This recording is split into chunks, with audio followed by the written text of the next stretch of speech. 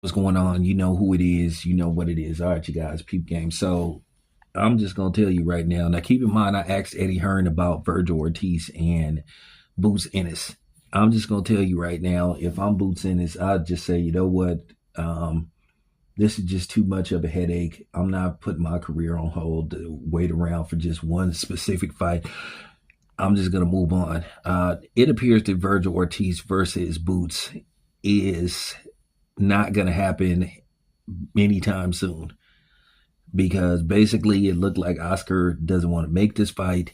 And it just looked like Oscar is going to basically be very precise in who he puts Virgil Ortiz in the ring with. It doesn't look like he wants to make this fight, but with that being said, Oscar De La Hoya pretty much was declared the winner in his court case versus Virgil Ortiz, where Virgil Ortiz was basically suing to get out of his contract with Virgil Ortiz and declare himself um, under free agency and also have the right to negotiate on his own behalf via his manager, Rick Marinian. But basically, Oscar won, where basically Oscar has to be specifically involved in any type of negotiation to make this fight. But the problem is, Oscar has been very hesitant and, trying to put this fight together. And I think Virgil Ortiz got a little frustrated because he felt like his reputation was starting to take a big hit, as it looked like that he didn't want to fight and that he was avoiding the fight. And, basically, his pride took over, which I understand that. Hey, you want to make the best fights possible. You want to fight the best guys out there. So, Oscar, I think, is hesitant to make this fight based off, listen, you know where I'm going with this, based off what happened with Terrence Crawford and Canelo.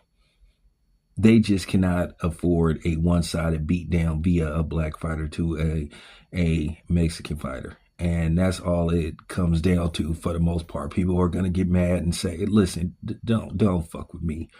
I'm just a truth teller. Okay, I may be a media member, but I'm not finna sit up here and lie to everybody and lie to my audience. Come on. That's specifically to me, that's indefinitely what it is. Canelo got people scrambling based off how bad he got beat up by Terrence Crawford.